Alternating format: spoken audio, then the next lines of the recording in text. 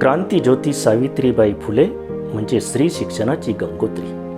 भारतातील पहिल्या शिक्षिका महात्मा ज्योतिबा फुलेंनी समाजाची दशा व दिशा सावित्रीबाईंना समजावून दिली. दीनदलित स्त्रियांना गुलामगिरीच्या जोखडातून बाहेर काढण्यासाठी या दाम्पत्याने आयुष्यभर प्रयत्न केले. सावित्रीबाईंच्या प्रयत्नांमुळेच आज शिक्षणाची गंगा खेड्यापाड्यातील महिलांपर्यंत पोहोचली आहे आणि म्हणूनच आज सावित्रीच्या लेखी अभिमानाने उभ्या आहेत. आज सावित्रीबाईंची जयंती आणि त्यानिमित्ताने पाहूया आजही शिकवते सावित्री. नमस्कार, मी दिलीप डुमरे. सावित्रीबाई फुले एक असं व्यक्तिमत्व की ज्यांनी फक्त स्वतःला शिक्षित केलं नाही तर मुलींनाही शिकवलं. एक नवा पायंडा पडला.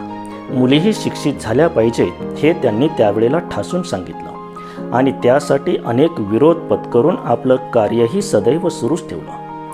फार मोठा वसा त्या सोडून गेलेल्या आहेत. एक मोठा आदर्श आहे. सावित्रीबाई फुले यांचं कार्य हे काही शब्दात मांडणं म्हणजे फार कठीणच आणि त्यामुळेच सावित्रीबाई फुले यांचा जन्मभूमीपासून ते कर्मभूमीपर्यंतचा प्रवास मांडण्याचा प्रयत्न करतोय.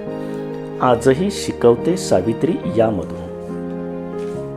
ज्या काळात स्त्रीला समाजात मानाचं स्थान मिळत नव्हतं, शिक्षणापासून आणि स्वातंत्र्यापासून स्त्रीला दूर ठेवलं जात होतं, त्या काळात सावित्रीबाईंचा जन्म झाला.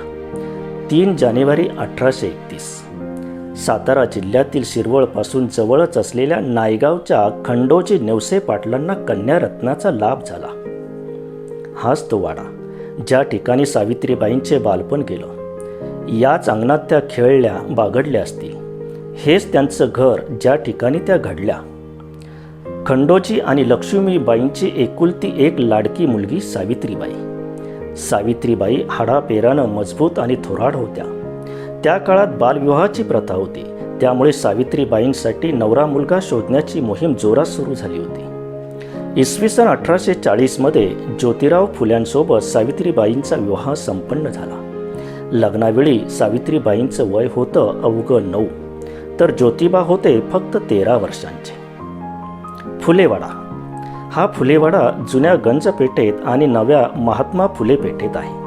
वाड्यात शिरताना इथे एक सुबक तुळशी वृंदावन आहे. रेखीव असा हा कौलारू वाडा. शेणा मातीनं सारवलेला अंगणातील हीच ती विहीर जी ज्योतिबांनी अस्पृश्यांसाठी खुली केली. ज्योतिबा आणि सावित्रीबाईंना मूल होत नसल्यानं सावित्रीबाईंच्या सासऱ्यांनी ज्योतिबांच्या दुसऱ्या लग्नाचा प्रस्ताव ठेवला. मात्र ज्योतिबांनी त्याला तीव्र विरोध केला. त्या काळी ज्योतिबा आणि सावित्रीबाईंनी समाजाचा कुठलाही विचार न करता यशवंत नावाच्या मुलाला दत्तक घेतलं.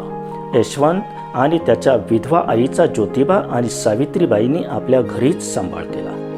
ही सावित्रीबाईंच्या मोठ्या मनाची साक्षच. सावित्रीबाईंना लहानपणापासून शिक्षणाची इच्छा होती, मात्र त्या काळची परिस्थिती पाहता त्यांना शिक्षण देणं हे घरच्यांना तितकंसं काही शक्य नव्हतं. महात्मा ज्योतिबा फुले यांच्यासोबत त्यांचं लग्न झालं आणि लग्नानंतर सावित्रीबाईंना त्यांचा उदार दृष्टिकोन माहिती पडला. स्त्रियांनी शिकावं हा ज्योतिबा फुले यांचा मानस होता आणि ज्योतिबा फुलेंनी याची सुरुवात आपल्या पत्नीपासूनच केली. आणि मनोमनी जी सावित्रीबाईंची इच्छा होती आपल्या शिक्षणाची, ती पूर्ण होण्याची जणू संधीच चालून आली. शेत नांगरतानाच झाडाखाली बसून काळ्या मातीत अक्षरं गिरवत सावित्रीबाई शिकू लागल्या. यामध्ये प्रगती झाल्यावर त्यांनी एका सरकारी शाळेत प्रवेश घेऊन पुढील शिक्षण सुरू ठेवलं. सावित्रीबाई फुले ज्या काळी शिक्षणाचे धडे गिरवत होत्या त्यावेळेला महात्मा फुलेंनी निश्चित केलेलं होतं की त्यांना मुलींसाठी एक शाळा काढायची आहे आणि त्याची धुरा सावित्रीबाईंच्या खांद्यावर सोपवायची. 1 जानेवारी 1848 रोजी मुलींसाठीची पहिली शाळा त्यांनी सुरू केली, ती म्हणजे या भिडेवाड्यामध्ये. भिडेवाड्यातील शाळेनंतर सावित्रीबाई आणि ज्योतिबा फुले यांनी नंतर 2 शाळा काढल्या. पुण्यातील हे शिक्षण पाहून 1852 मध्ये इंग्रज सरकारने फुले दाम्पत्याचा मेजर कॅन्डी यांच्या हस्ते जाहीर सत्कार केला आणि शाळांना सरकारी अनुदानही जाहीर केलं. सावित्रीबाई या काळी फक्त स्त्री शिक्षणाची गंगाच घेऊन आल्या नाहीत, तर त्यांचा सामाजिक कार्यातही तितकाच उल्लेखनीय पुढाकार होता. सावित्रीबाईंनी पुनर्विवाह कायद्यासाठी प्रयत्न केले. केशवपण बंद करण्यासाठी नाभिक समाजातील लोकांचं प्रबोधन केलं. समाजाने वाळीत टाकलेल्या विधवांचं बाळंतपण केली. अनाथाश्रमाची संकल्पना त्यांनी पुढे आणली.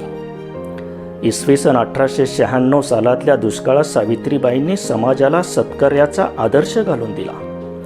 पोटासाठी शरीर विक्रय करणाऱ्या बाया बापड्यांना दुष्टांच्या तावडीतून सोडवून त्यांना सत्यशोधक कुटुंबात आश्रयास पाठवलं. त्यांच्या कार्याला हातभार म्हणून पंडिता रमाबाई, गायकवाड सरकार अशा लोकांनी मदतीचा हात पुढे केला.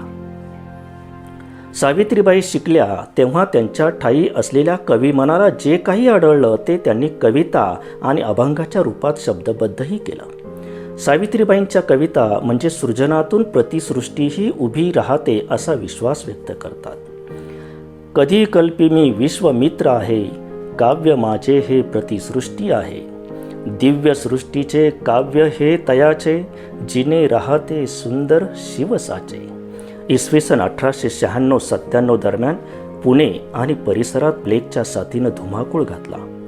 हा जीवघेणा आजार अनेकांचे जीव घेत होता.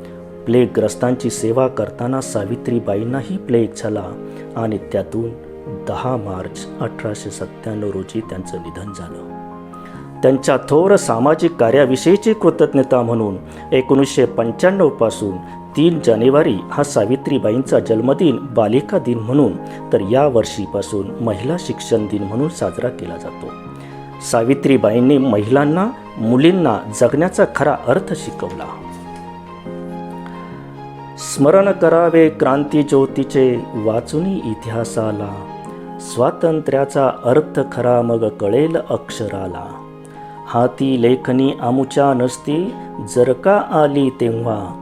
कळले नसते सूर्य उगवला, नभो मंडपी केव्हा. या ओठांनी सदैव गावी सावित्रीची गाणी. तिच्या प्रयत्ने आम्हा लाभले अमृताची वाणी. वंदन तिजला करूया सारे, कर जोडुनी आता. तिच्याच चरणी झुकता राहो, माझा तुमचा माथा. सावित्री माईला वंदन करून आज येथेच थांबतो. धन्यवाद.